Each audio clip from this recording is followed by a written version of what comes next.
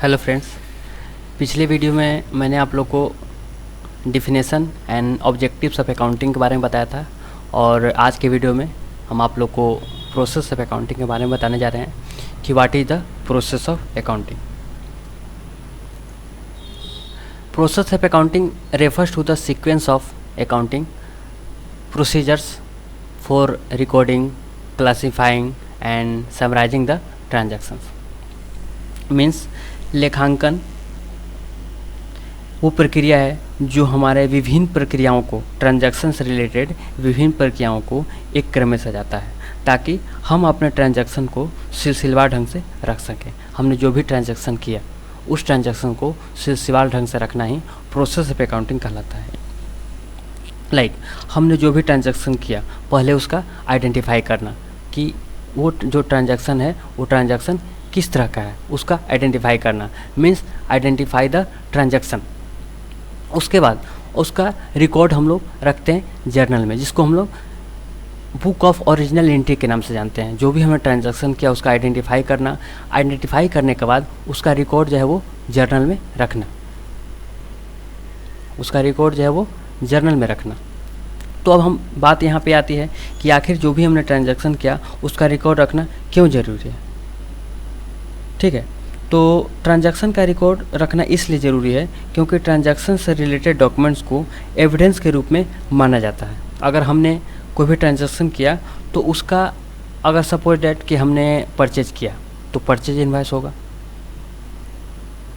Pure purchase invoice. अगर purchase invoice हो गया, अगर हमने सेल किया तो उसके लिए सेल्स इनवॉइस होगा, सेल्स इनवॉइस होगा। अगर हमने परचेज किया तो परचेज इनवॉइस, सेल किया तो सेल्स इनवॉइस, सैलरी दिया तो सैलरी स्लिप हो गया,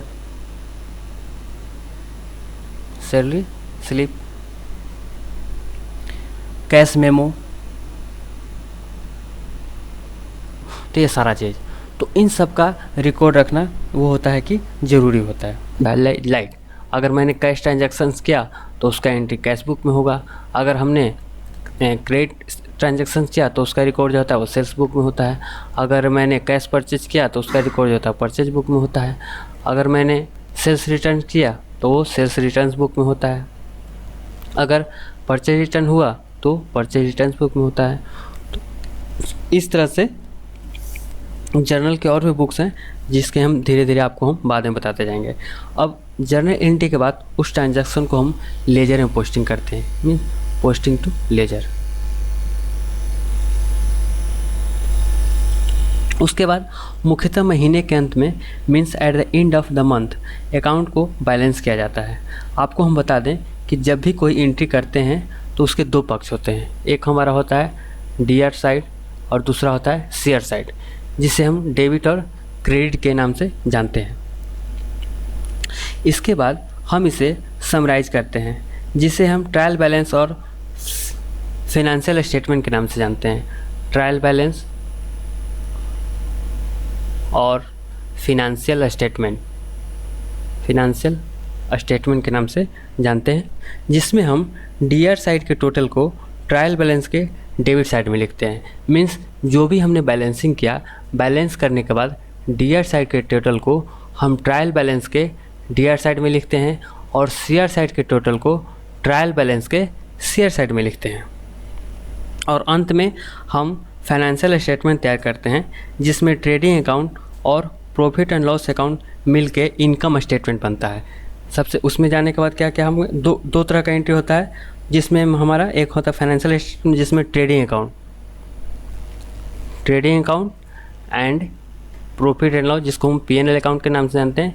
ये दो अकाउंट बनता है जिसे हम इनकम स्टेटमेंट कहते हैं। और बैलेंस शीट को हम लोग पोजिशनल, और एक बनता है हमारा बैलेंस शीट, जिसे हम लोग पोजिशनल स्टेटमेंट के नाम से जानते हैं। तो इस तरह से हमारा प्रोसेस ऑफ अकाउंटिंग पूर्ण होता है, जिसे हम अकाउंटिंग साइकिल के नाम से भी जानते हैं, जो कि इस प्रकार है। अकाउंटिंग साइकिल, सबसे पहले ट्रांजैक्शन, जो भी हमारा ट्रांजैक्शन हुआ उस ट्रांजैक्शन का एंट्री जो है वो जर्नल में होता है। जर्नल के बाद फिर उसका एंट्री जो होता है वो लेजर में होता है। लेजर से फिर उसका एंट्री ट्रेडिंग अकाउंट में होता है, फिर ट्रेडिंग अकाउंट के बाद प्रॉफिट एंड लॉस अकाउंट में होता है, और फिर उसका एंट्री फाइनल बैलेंस शीट में होता है। तो इस तरह से हमारा जो होता है वो अकाउंटिंग साइकिल भी पूर्ण हो जाता है। अब हम नेक्स्ट वीडियो में आपको accountancy, accounting and book keeping के रिलेशन को बताएंगे। Thank you for watching video.